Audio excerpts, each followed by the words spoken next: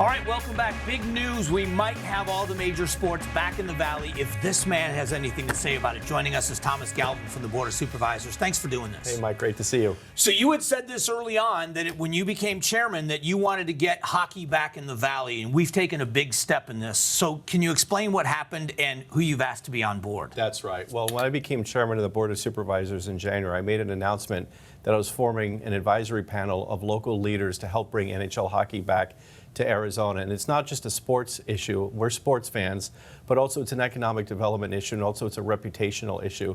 And I'm proud to announce that Andrea Doan, the wife of Shane Doan, but also the mother of former Coyotes player Josh Doan, is the chair of our committee. And she and I are very excited, and we're working hard together. What we're doing is putting together political, business, and local leaders to show the NHL that Arizona does deserve a hockey team. It's just got to go in the right spot. Can you imagine having anything to do with hockey in this town and not having the name Doan attached to it? That's such a great question. The Doan name is synonymous with hockey in Arizona, and Shane played for the Coyotes for 20 years, left his blood, sweat, and tears on the ice.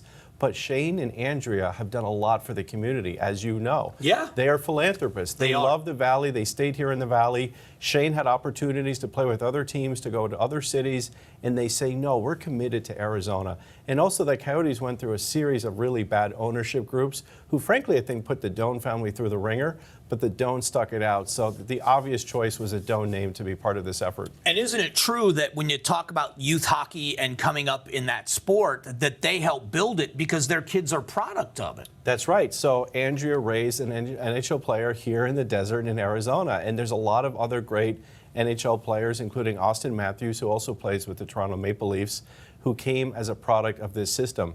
And so what Andrew and I are doing, we had a press conference last week where we had it with kids. We had it with kids who play hockey. We had it at one of the ice rinks here in town. And we said, if we're going to do this effort to bring hockey back to Arizona, pro hockey, we're going to do it from the bottom up as a community-minded effort.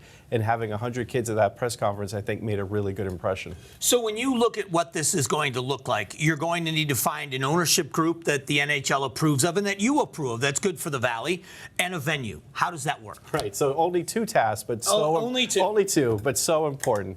And I've met with NHL Commissioner Gary Bettman, and that's exactly how we lined it out. But it wasn't a surprise to me. He goes, Tom, you need to find an owner. You need to find a location. For an owner, we need to find a billionaire. So if you know anyone, Mike, please send them my way. Oh, of course. I've got them all on speed dial. But that's just the way that it is with pro sports these days. But we want to find someone, and this is important for the Doan family, someone who cares about the Valley, cares about Arizona, but also cares about the sport of hockey, doesn't just see this as a dollars and cents issue. And also it's about location, because in my opinion, Coyotes fans are great fans. But the place where the Coyotes play just wasn't a good location out in Glendale, frankly. And so we got to find a good location, either downtown Phoenix, somewhere in the East Valley, somewhere where everyone here in the metro region can find access to the stadium.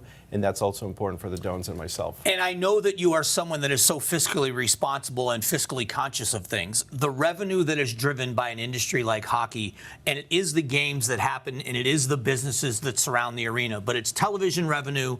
It also is the All-Star game and the Chamber of Commerce moments that you can't really pay for. You can't put a dollar value on. Right. If you have a hockey game in February and it's 72 degrees and sunny outside, people watching either in Canada or in the Northeast will be like, wow, it's beautiful out in Arizona. We should go visit, or maybe we should go move out there.